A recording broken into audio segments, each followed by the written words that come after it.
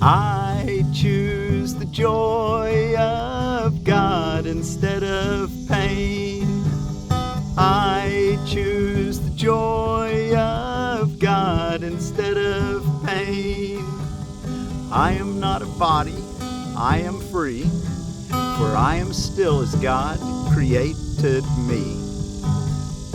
I choose the joy of God instead of pain. I choose the joy of God instead of pain.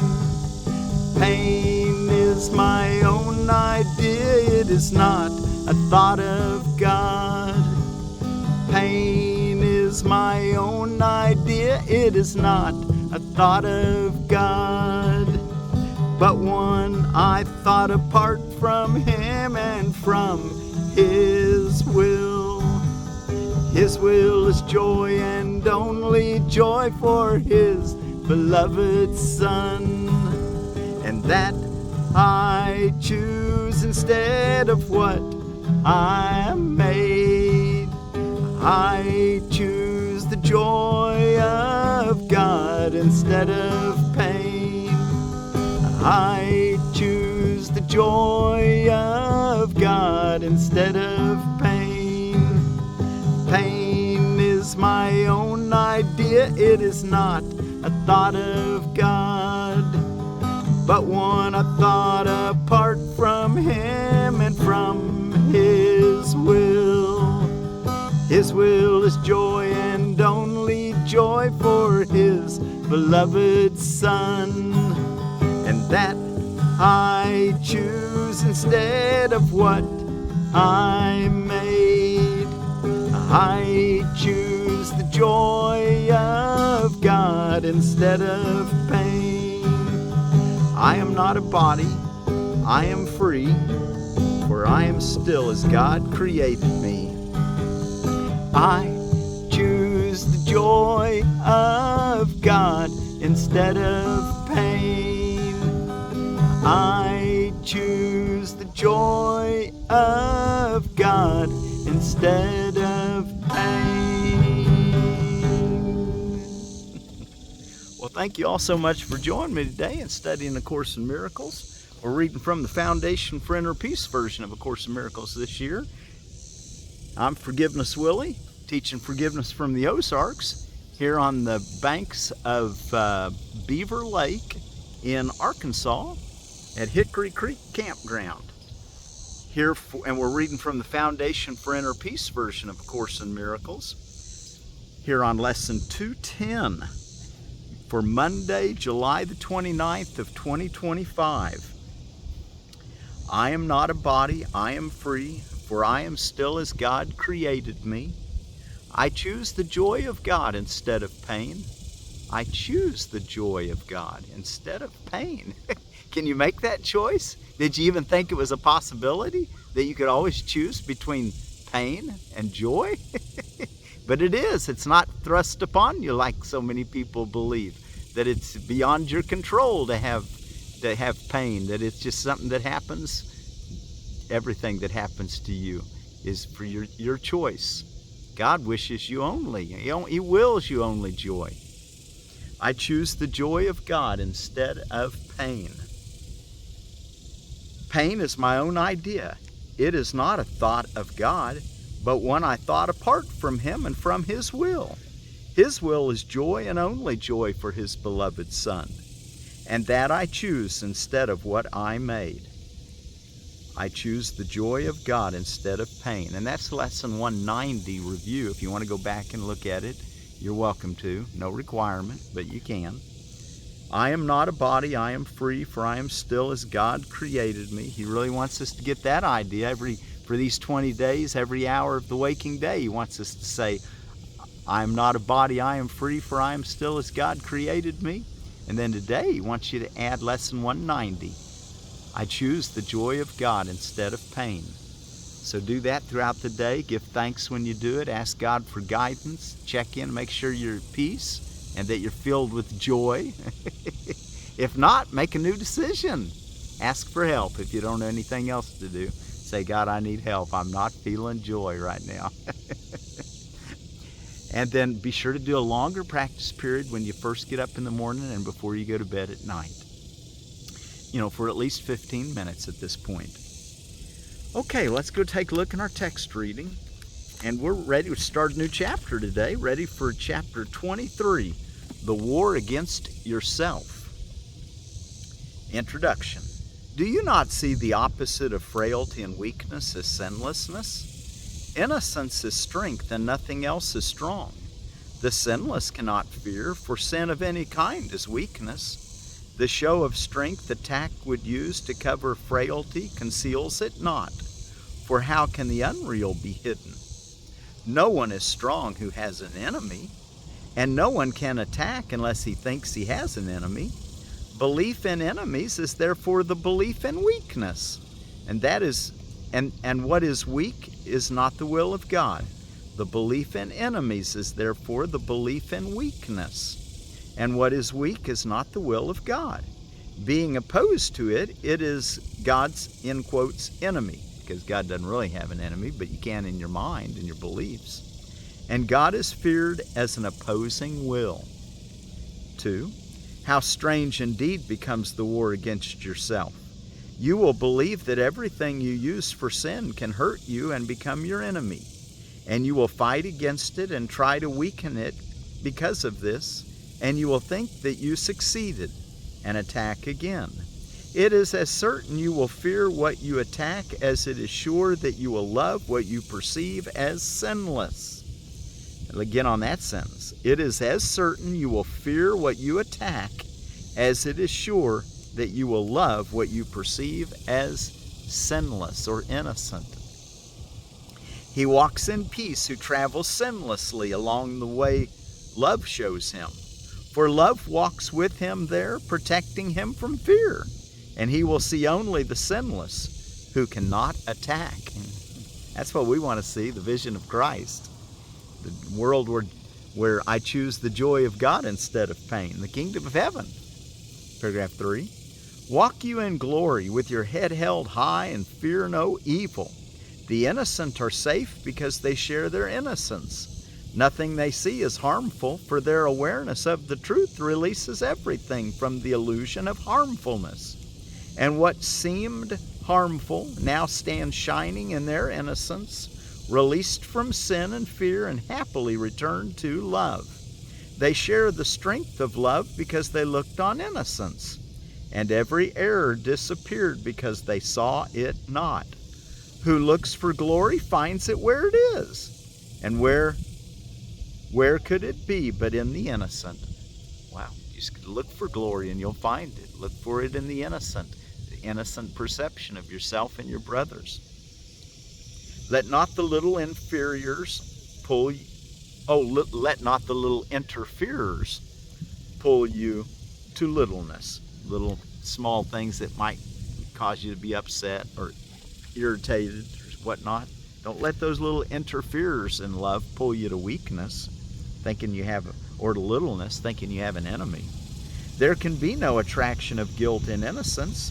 Think what a happy world you walk with truth beside you. Do not give up this world of freedom for a little sigh of seeming sin, nor for a tiny stirring of guilt's attraction. Would you, for all these meaningless distractions, lay heaven aside? Your destiny and purpose are far beyond them, in the clean place where littleness does not exist. Your purpose is at variance with littleness of any kind, and so it is at variance with sin. Let us not let littleness lead God's Son into temptation. His glory is beyond it, measureless and timeless as eternity. Do not let time intrude upon your sight of him. Leave him not frightened and alone in his temptation, but help him rise above it and perceive the light of which he is a part. Your innocence will light the way to his, and so is yours protected and kept in your awareness. For who can know his glory and perceive the little and the weak about him? Who can walk trembling in a fearful world and realize that heaven's glory shines on him? Nothing around you but is part of you. Nothing around you but is part of you. Look on it lovingly and see the light of heaven in it. Well, how can we look at everything around and say, well, that's part of me? And even from a physical standpoint, you can't breathe without the trees or without plants, because they give off the oxygen that we need in order to breathe. So even from a physics standpoint, we're not just at the end of our bodies. We need the water, the lakes, we need the land to live on. But he's talking about, I'm expecting much deeper awareness of connection between everything. But those are just some examples of things. You have to have a place to be, which is the earth. You have to have water to hydrate you itself. You have to have air, which comes from trees. So nothing around you but is part of you. Look on it lovingly and see the light of heaven in it. So will you come to understand all that is given you. In kind forgiveness will the world sparkle and shine, and everything you once thought sinful now will be reinterpreted as part of heaven. How beautiful it is to walk clean and redeemed and happy through a world in bitter need of the redemption that your innocence bestows upon it. What can you value more than this? For here is your salvation and your freedom, and it must be complete if you would recognize it. Wow, want it to be complete if we would recognize it. Just do your lesson today and you'll be recognized it. I choose the joy of God instead of pain. When things come up that seem to pull you into littleness, say, no, I'm not going there today. I'm going to stay joyful. I'm going to stay abiding in the kingdom of heaven. Okay, let's take a look at a little bit in the next section, the irreconcilable belief. We'll read the first 4 paragraphs. The irreconcilable beliefs. The memory of God comes to the quiet mind. The memory of God comes to the quiet mind. That should motivate you to do those quiet times where you just be still and let your thoughts be still. The memory of God comes to the quiet mind. It cannot come where there is conflict, for a mind at war against itself remembers not eternal gentleness. The means of war are not the means of peace, and what the warlike would remember is not love. War is impossible unless belief in victory is cherished. Conflict within you must imply that you believe the ego has the power to be victorious. Why else would you identify with it? Surely you realize the ego is at war with God. Certain it is, it has no enemy. Yet just as certain is its fixed belief it has an enemy that it must overcome and will succeed. Yet just as certain is its fixed belief it has an enemy that it must overcome and will succeed. Paragraph 2. Do you not realize a war against yourself would be a war on God? Is victory conceivable? And if it were, is this a victory that you would want? The death of God, if it were possible, would be your death. Is this a victory? The ego always marches to defeat because it thinks that triumph over you is possible, and God thinks otherwise. This is no war, only the mad belief. The will of God can be attacked and overthrown. You may identify with this belief, but never will it be more than madness. And fear will reign in madness and will seem to have replaced love there. This is the conflict's purpose, and to those who think that it is possible, the means seem real. Be certain that it is impossible. God and the ego, or yourself and it, will ever meet. Now catch what he said there. Look at that. This is the first sentence in paragraph 3. Be certain that it is impossible God and the ego, or yourself and it, the ego, will ever meet. So really what he's saying is that God and the ego will never meet, and that you are one with God and will really in reality never meet the ego, which is an illusion. It's just a dream you're dreaming that seems real, but you'll never meet it because it doesn't exist. Be certain that it is impossible God and the ego, or yourself and it, will ever meet. You seem to meet and make your strange alliances on grounds that have no meaning, for your beliefs converge upon the body, the ego's chosen home, which you believe is yours. You meet at a mistake, an error in your self-appraisal. The ego joins with an illusion of yourself you share with it, and yet illusions cannot join. They are the same, and they are nothing. They can't join because they're all the same. Which, what are they? They're nothing. That's why they can't join. They are the same, and they are nothing. Their joining lies in nothingness. Two are as meaningless as one, or as 1,000. The ego joins with nothing, being nothing. The victory it seeks is meaningless as is itself. And then we'll go ahead and read paragraph 4 for today. Brother, the war against yourself is almost over. Wow, that's nice to know, isn't it? Brother, the war against yourself is almost over. The journey's end is at the place of peace. Would you not now accept the peace offered you here?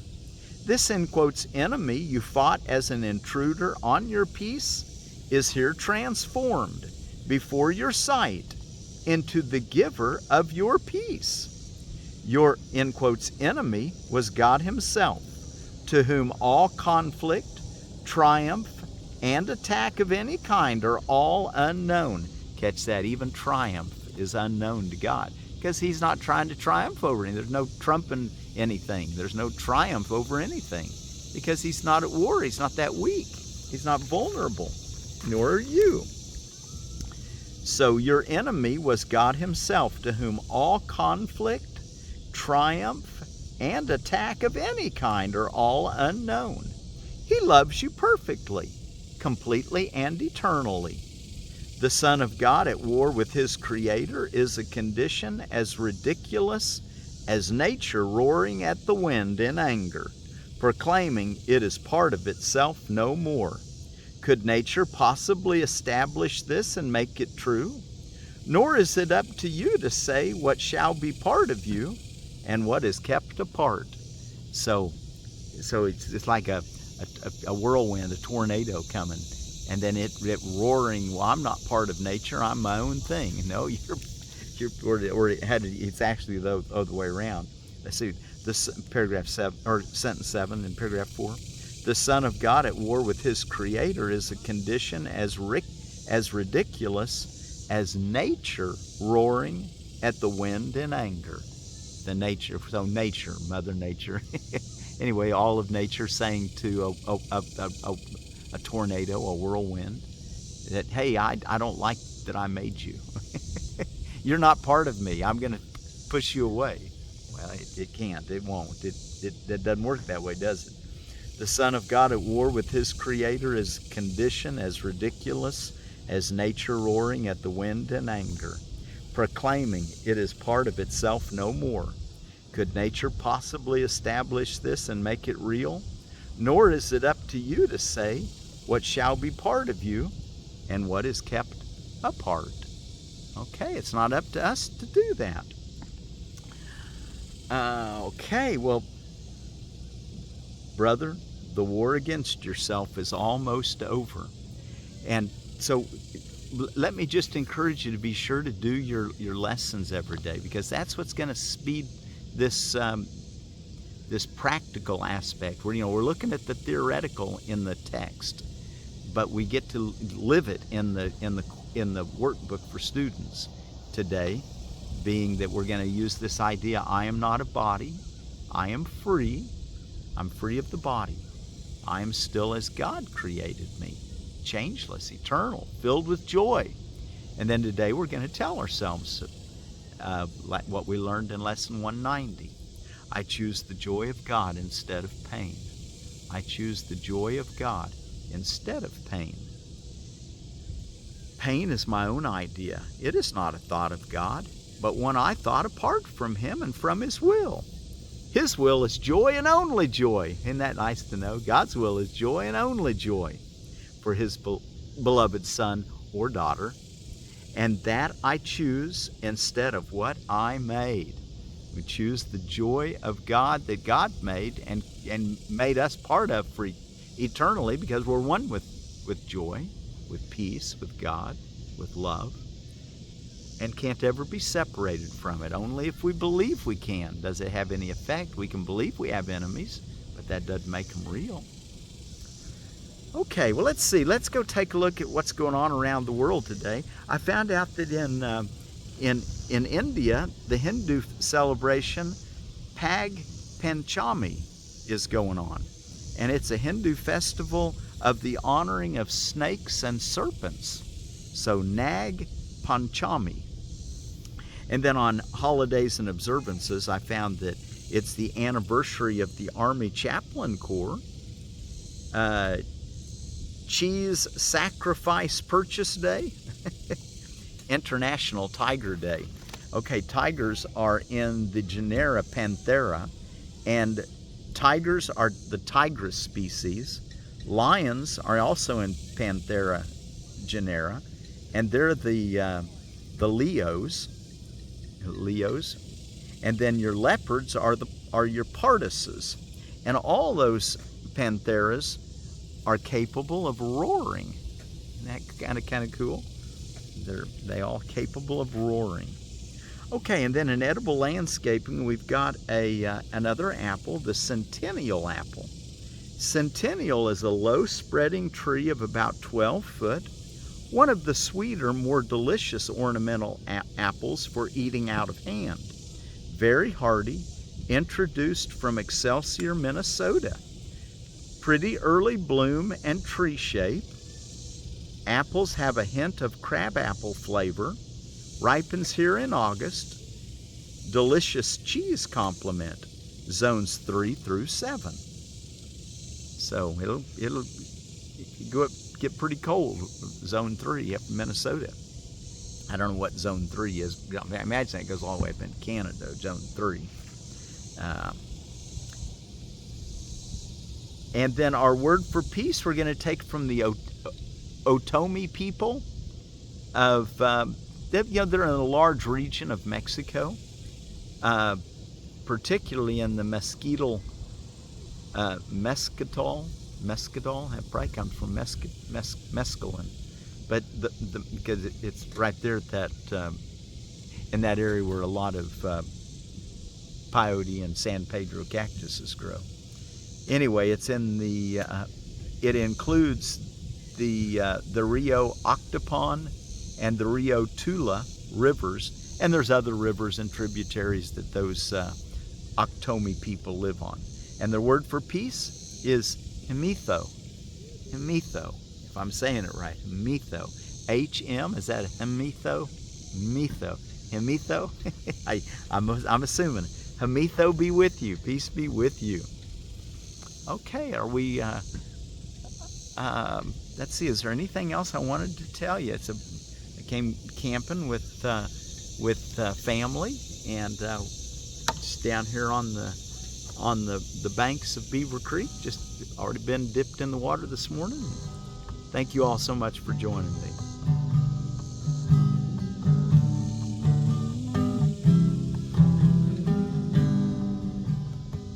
Well, let's make sure I get this thing tuned.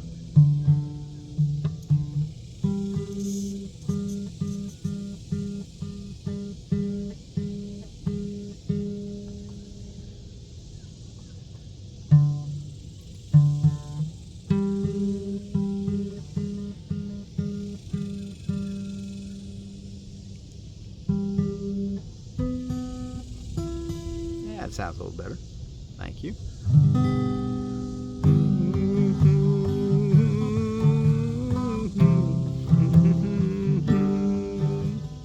I choose the joy of God instead of pain. I choose the joy of God instead of pain. I am not a body, I am free, for I am still as God created me. I choose the joy of God instead of pain. I choose the joy of God instead of pain. Pain is my own idea, it is not a thought of God. Pain is my own idea, it is not a thought of God. But when I thought apart from Him and from His will, it is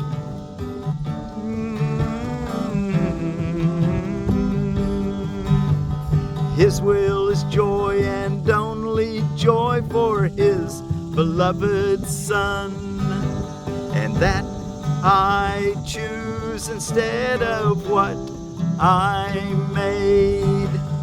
God's will is joy and only joy for His beloved child, and that I choose instead of what I made. I choose the joy of God instead of pain. I choose the joy of God instead of pain.